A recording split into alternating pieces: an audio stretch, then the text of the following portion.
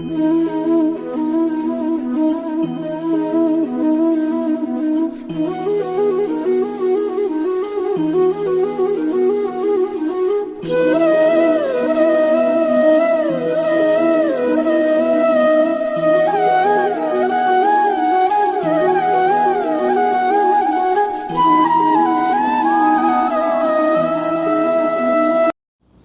very big hello and welcome to each and everyone. Better performances and promising results in the field of academics has prompted Vigyan Institute to begin its journey on YouTube. We will be bringing presentations and videos covering different topics in the course material in the most easy to understand language so as to reach maximum number of students possible.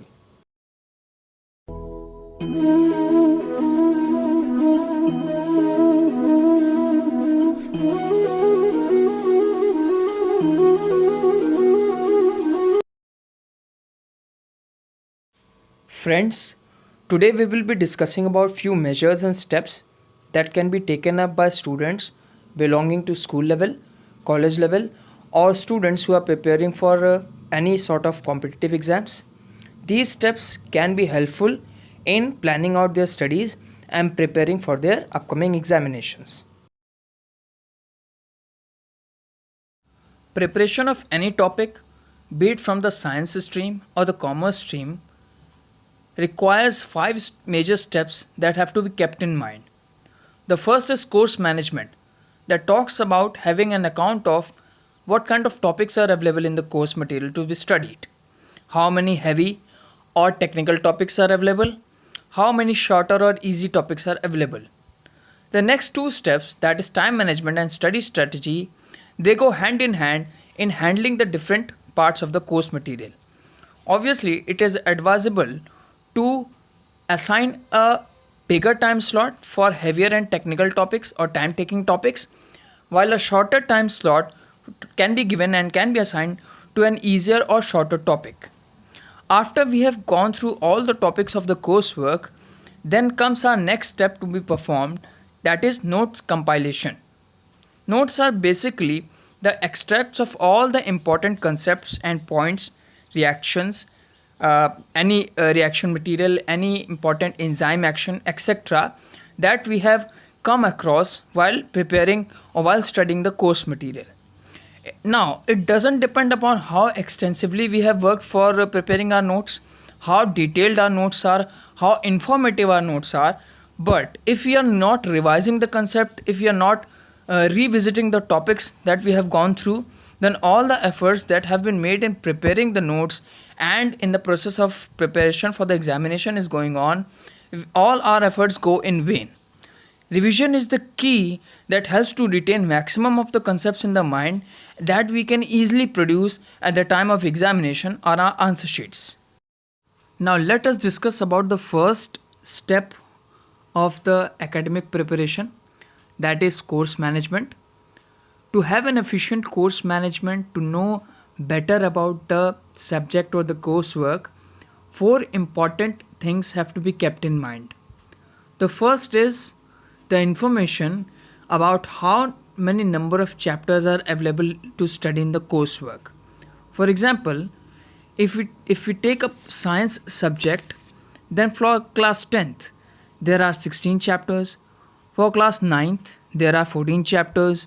Similarly, in class 11th biology there are 22 chapters, in class 12th biology there are 16 chapters. But having a mere information regarding the number of chapters available in the coursework is not enough. We need to have an account of different topics and subtopics those are contained in those chapters as well.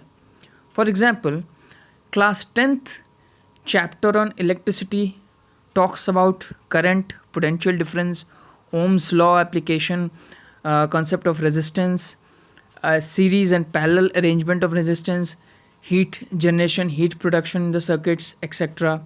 Similarly, a chapter of life process comprises or talks about 4 life processes and systems, and furthermore it talks about the structure of the heart, functioning of the heart, double circulation, structure of the lungs, role of diaphragm, structure of kidneys, and so on. Hence, we need to have an account, we need to have a detailed approach about the continuation and availability of the topics one after the other. Let us take an example of the unit of ecology from class 12th biology and a unit of reproduction from class 12th biology itself. We should have an idea that the first two units in class 12th biology account for about 40 marks out of 70 in the examinations, while the leftover 3 units account for the leftover 30 marks.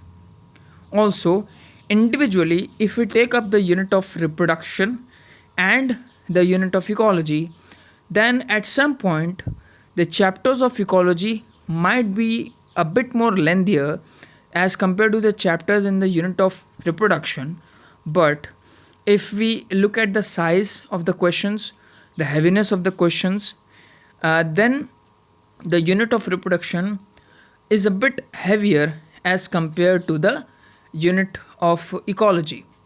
We don't have lengthier questions, heavy questions, or longer questions, those much in case of ecology, but we have many such questions. For example, questions regarding the total structure and function and the role of hormones in case of structure of reproductive system of male or female. In short, we should be able to break down the whole coursework into fragments, and then we need to have an information regarding the pattern or the continuation of topics, that is after which topic what another topic or what another concept need to be discussed. We must be able to connect each and every topic, and hence in this way we will be able to differentiate and accordingly allot our energy and time in preparing for topics based on their length. Now, moving on and discussing about the most troublesome and worrisome topic for the students, that is time management. We have to keep in mind that if we want to utilize maximum of our time, then we have to divide all the times and all the hours available into fragments. For time management, students need to understand that this is a 3-phase process. There are 3 phases of time management. The first phase is study phase. Now, this is a regular practice for the students that they opt during regular school days of studies. In this phase, what the students should have in mind is the calculation of total study hours available to them on an yearly basis. We all know that there are about 365 days in the whole year.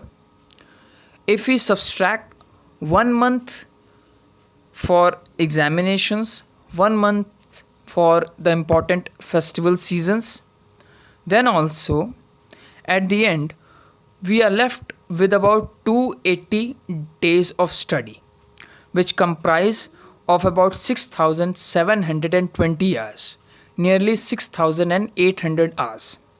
Now, this kind of calculation is generally not performed by students, hence they lack somewhere in actually knowing the amount of study time available with them. We should also keep in mind that during the course of regular studies, none of the days in a week should go vacant and empty without any study. There must be a negligible 0 study day in a week. The second phase of time management is the preparatory phase, that is adopted by the students 10 or 15 days prior to the examination.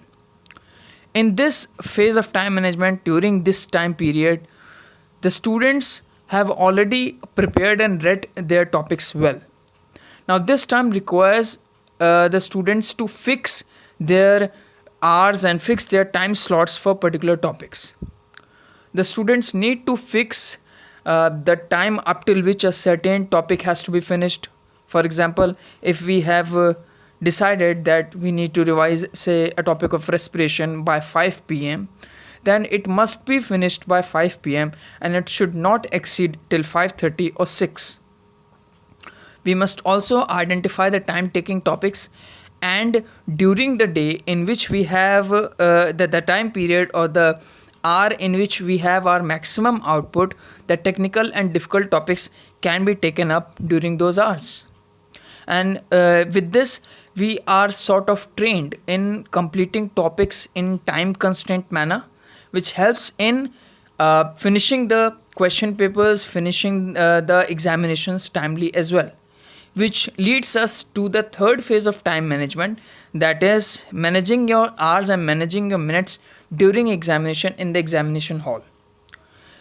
What we need to focus on is the kind of question that we are encountering in the question paper. If the question consists of certain limit of words in answering, for example the 3 or 4 marks questions, then the word limit has to be kept in mind. While the answers, those are entitled to 5 or 6 marks, have to be expanded and explained properly.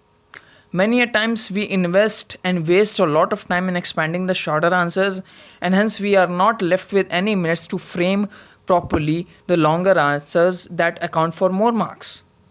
Also, we can use small flowchart and small diagrams for answering the shorter questions that do not require excess explanation.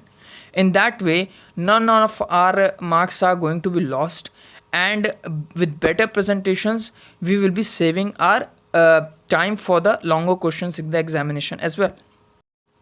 Friends, till now we have discussed about 2 major components of academic planning, that is course management and time management. In the next presentation, we will be discussing in detail the next 3 components, that is study strategy, note compilation and the process of revision. Do like and subscribe our channel.